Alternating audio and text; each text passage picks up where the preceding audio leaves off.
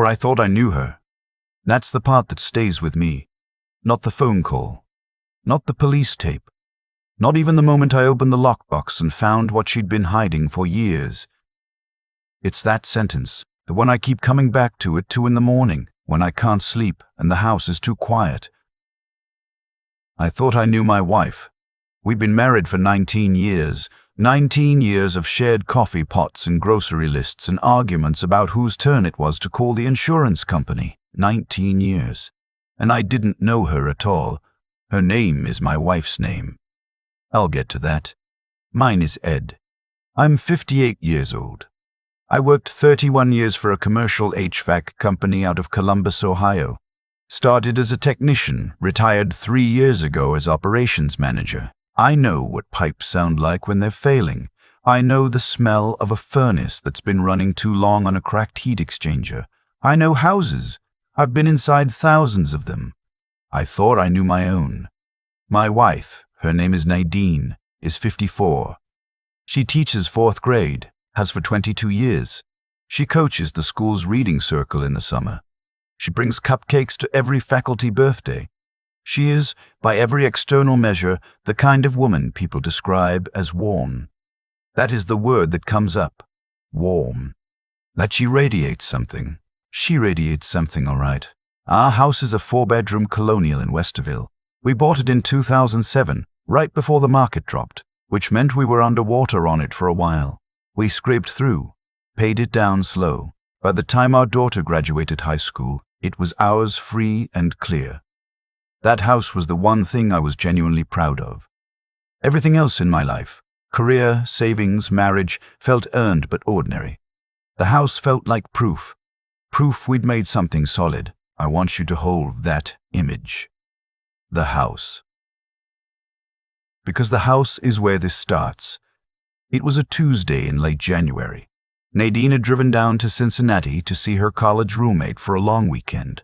Thursday through Sunday. Same trip she took every January. I'd been home alone since Thursday, which I didn't mind.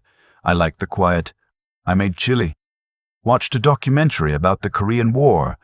Did some reading. On Tuesday she was due back around 6. Sometime that morning I noticed the boiler was cycling wrong. I could hear it from the kitchen. A pressure take on the upswing that didn't belong there. I know that sound. I've diagnosed it 100 times. Expansion valve, most likely. Maybe a pressure relief issue. Easy fix, but not something you leave. I called a plumber I'd worked with years back, a guy named Pete, and asked if he could come by and take a look. Pete arrived around noon. Good guy. Methodical. He went down to the basement while I made sandwiches upstairs. I figured he'd be up in 20 minutes with a parts list. He was down there for almost 40. When his name came up on my phone, I thought he was just going to tell me what he found. Instead, his voice was different, careful. The way a person sounds when they're choosing each word deliberately. He said, "Ed, I need to ask you something and I need you to just answer me straight. Is there anyone else in the house right now?" I told him no. He said, "Okay, I need you to come downstairs." I found him standing in the back corner of the basement beside the old utility shelving we put up maybe 12 years ago. Floor-to-ceiling industrial wire shelves. We kept paint cans on them, off-season decoration bins, old tax records in cardboard boxes, stuff that accumulates. The shelves ran almost wall-to-wall, about 18 inches from the back foundation wall. Pete had moved a few of the boxes aside. Behind them, against the foundation wall, was a door. Not a seam in the drywall. Not a gap. A door. Hollow core, painted the same gray as the wall behind the shelves, with a keyed deadbolt and a slide latch at the top. And along the bottom edge of the door, barely visible, a thin strip of yellow foam weather stripping, the kind you put on doors to seal out drafts. Or sound. I said, "I don't know what that is." And I meant it. 19 years in that house and I had never seen that door. The shelves had gone up when we converted the storage layout back in 2012. I built them. I remember building them. I never pushed them all the way to the wall. I left a gap. I assumed for airflow the way you do. 12 years of putting things on those shelves, pulling things off, and I had never thought to look behind them. Pete said quietly, There's something on the other side. I can hear it." "Hear what?"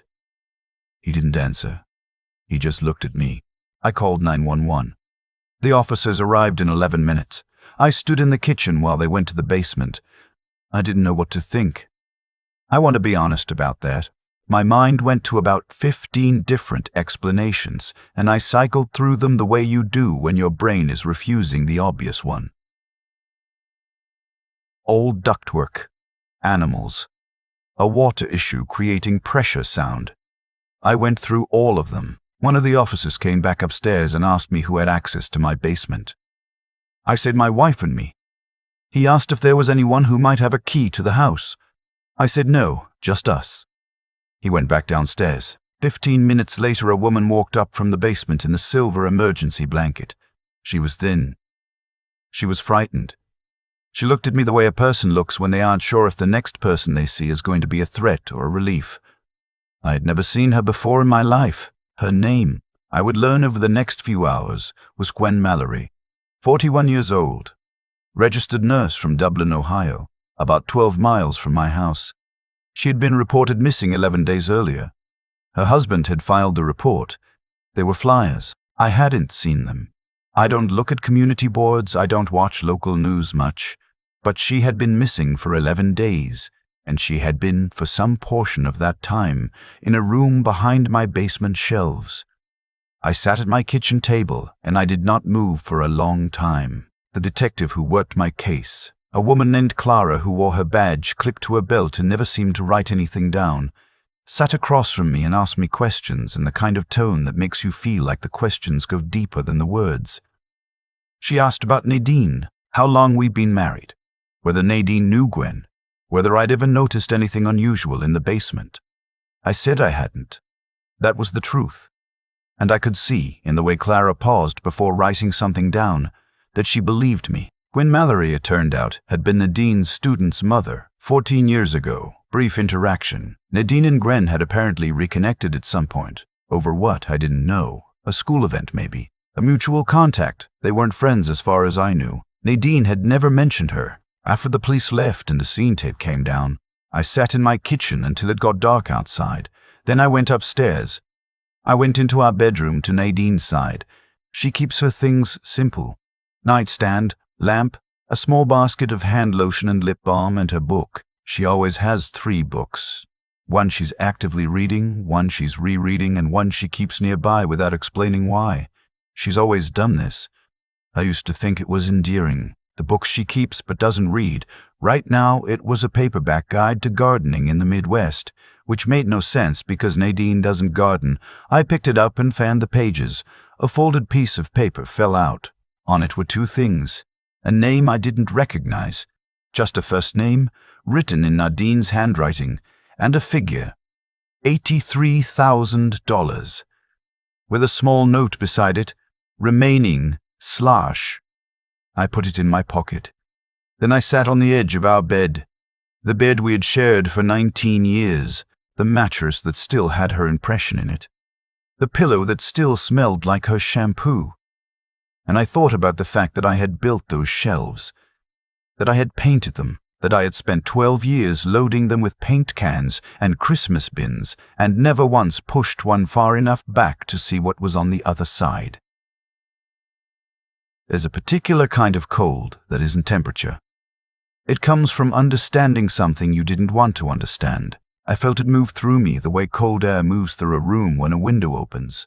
Fast, total, like it fills every corner at once. Nadine was due home in 4 hours. I did not call her. I called my brother-in-law instead. Not Nadine's side, mine. A man named Roy Fletcher who had been a civil attorney for 30 years and was now retired in Knoxville. Roy picked up on the second ring. I talked. He listened without interrupting, which Roy almost never does, and when I finished he said, "Don't touch anything else. Don't move the paper. Take a photo of it in place. And Ed, do not tell her what you know." I asked him why. He said, "Because if she knows you know, you lose every advantage you have." I didn't sleep that night. In the morning I called Roy back and told him what I needed.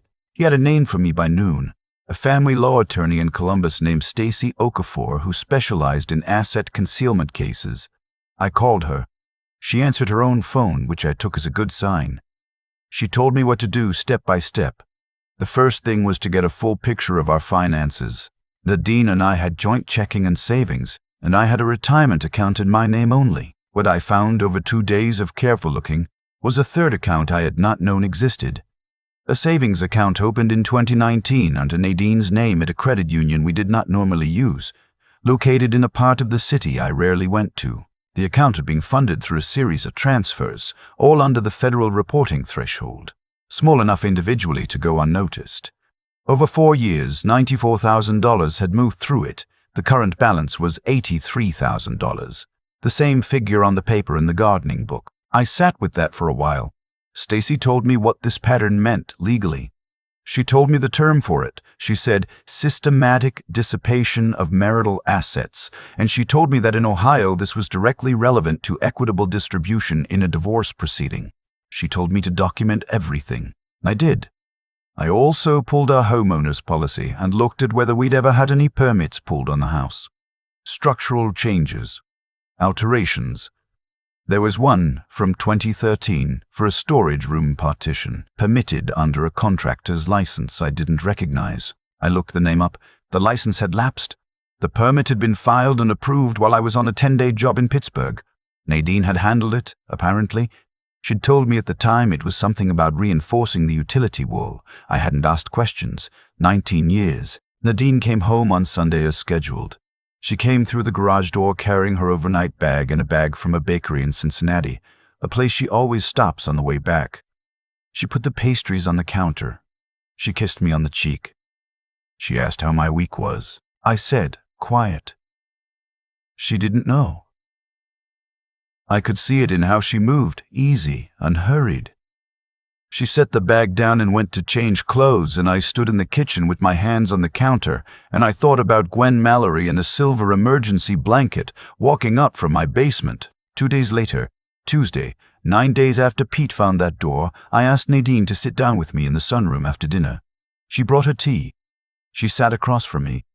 The room was warm. She was wearing the cardigan she always wears in the winter, dark green, with the small pull in the left sleeve she'd never bothered to fix. I knew every small thing about her. I had memorized her without meaning to, the way you memorize the layout of your own house, without trying, because you live there. I told her I'd had some water pressure issues while she was away. Told her Pete had come to look at the boiler. She nodded. Did he find the problem? I said, yes. Then I said, he also found the room. I watched her face. There is a specific way a person's expression changes when they realize they've been caught. It doesn't look like guilt immediately. First, it looks like calculation. The fraction of a second where the brain is running scenarios, checking for exits, asking itself how much the other person knows. I'd seen it before in my career. A subcontractor I caught double billing once. A supplier whose product didn't match his invoice. That half second of recalibration. I watched her run that calculation. Then she said, "What room?" Quietly, steady. And I thought, there it is. There's the person I didn't know. I told her what Pete had found. I told her about Gwen Mallory. I told her I'd spoken to the police. I told her about the permit from 2013. I put the paper from the gardening book on the table between us. She looked at it. She said, "You weren't supposed to find that." I said, "I know."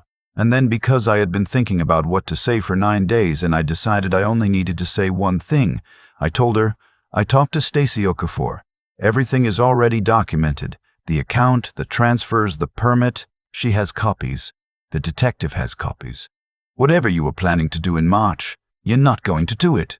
Nadine put her tea down. She didn't cry. I want to be clear about that because I'd expected it. Expected her to try to soften it, to pull out the version of herself that made people call her warm. She didn't. She was quiet for a long time, and then she looked out the window at the backyard and she said, "I just need it out." I asked her out of what? She said this, all of it. I thought about the pastries from Cincinnati, the green cardigan, the 3 books on the nightstand, the way she used to reach across in the middle of the night and adjust the blanket on my side without waking up, all of it. She wasn't crying, but I was a little. I don't mind admitting that. I didn't ask her to explain herself further. Roy had told me not to. He'd said anything she said voluntarily in this conversation could be useful later, but me pressing her would only make her careful. So I let her talk if she wanted to. She didn't want to. What I can tell you, from what came out in the following weeks, through Stacy and through the detectives working Gwen Mallory's case, is this. Nadine and Gwen had known each other for several years, a connection I'd never been told about. Gwen had apparently become someone Nadine confided in, and at some point that relationship had turned into something else. Gwen had information about Nadine, and Nadine was afraid of what she'd do with it. The hidden room was not a murder plot. The prosecutor made that clear. It was, and this is the word the detective used, not me, a containment. Nadine had intended to leave in March. The $83,000 was her runway. The plan, as reconstructed later, was for Gwen to be released before Nadine left. There was a timeline, a key left with someone whose name I don't have, and for Nadine to be in another state, under circumstances she could explain, before anything was reported. I would have been home. I would have found Gwen. I would have been the first person the police looked at. I was supposed to be the one holding the bag. When I understood that clearly, not as a theory but as a documented fact, confirmed by what Gwen told investigators, I sat in Roy's living room in Knoxville for a long time without saying anything. Roy let me. He poured coffee. He sat across from me. He didn't say I told you so, or I'm sorry, or any of the things people say when they don't know what else to do. He just sat there. 40 years I've known that man, and that was the kindest thing he's ever done for me. The criminal proceedings moved on their own timeline. Unlawful imprisonment in Ohio is a felony. There were additional charges related to financial fraud. Stacy coordinated with the DA's office on the marital asset piece. Nadine's attorney negotiated hard, but the recorded conversation from the sunroom, I had turned on my phone's voice memo app before she sat down, which Stacy had told me I was legally permitted to do in a one-party consent state like Ohio, was not something they could argue around. She took a plea. I don't need to list the terms. That's hers to carry. The divorce was finalized 7 months after that Tuesday in the sunroom. The house stayed with me. Stacy made sure of that. The hidden account, the permitted renovation Nadine had hidden from me, the deliberate pattern of concealment all went to the judge's determination of equitable distribution. I kept the house. I kept my retirement. Nadine left with what she'd come into the marriage with, adjusted for inflation and interest. The $83,000 in the credit union account was subject to court order. Most of it came back. Gwen Mallory is doing okay, from what I understand. Her husband reached out to me once, a few months after everything settled. A brief email. He didn't ask for anything. He just said he wanted me to know that she was getting support, that they were getting support, and that he didn't blame me. I read that email 4 times. I still don't know exactly what to say to a man in his situation, so I wrote back something simple. I hope it was enough. My daughter, she's 31, lives in Nashville with her husband and my 2 grandchildren, flew in when the news came out. She sat at my kitchen table, the same table where I'd sat the night the police came through, and she held my hand and didn't say much. She's always been more like Roy than like me in that way. She knows when quiet is the right answer. I told her I was fine. She said, "I know you are, Dad. I just wanted to be here." I think about that sometimes. I wanted to be here. Nobody needed to fix anything. Nobody needed to explain anything. She just wanted to be in the room. The house feels different now. Not smaller or emptier the way people say after something like this. Just cleaner. That probably sounds strange. But there's something about knowing every corner of a place, every door and what's behind it, that settles something in you. I go down to the basement sometimes. The shelves are gone. I took them apart myself in October, piece by piece, on a Saturday morning when the weather was still warm enough to haul wood to the curb. The back wall is just a wall now. Concrete block painted years ago, faded but solid. I put up a workbench where the shelves used to be. I've been doing woodworking. Slow, nothing fancy. I made a toy chest for my grandson's birthday. Took me 3 weeks. He barely glanced at it before finding the box it came in, which apparently is more interesting. Pete came back in the spring to finish the boiler repair, the expansion valve, like I thought. He didn't say anything about what happened the first time he was here. I didn't bring it up either. He did the work, I paid him, and before he left he stood in the kitchen and said, "Place feels good, Ed." I said, "Yeah, it does." There's not much more to say about Nadine. I spent a while trying to answer the question she left me. Not what she did, but why. I wanted to understand the arithmetic of it. What you subtract from 19 years to get the number she got. I don't have a clean answer. She told the court-appointed evaluator that she felt invisible. That's the word that showed up in documents I wasn't supposed to see but did anyway. Invisible. I thought about that for a long time. I thought about the way she moved through our house, easy and unhurried. The green cardigan. The 3 books. All the small things I'd memorized about her. And I wondered whether you can be seen and invisible at the same time. Whether knowing someone's habits is different from knowing them. Whether 19 years of morning coffee and grocery lists is love or just fluency. I still don't know. But I know this, I'm still in the house. My name is on the door. My grandson's toy chest is in the living room with a crayon drawing taped to the lid that says, in 4-year-old letters, Grandpa. Pete says the place feels good. And it does. I don't need the last word on what Nadine did or who she is. I don't need to understand every room inside someone else's life. I just needed to know what was inside mine.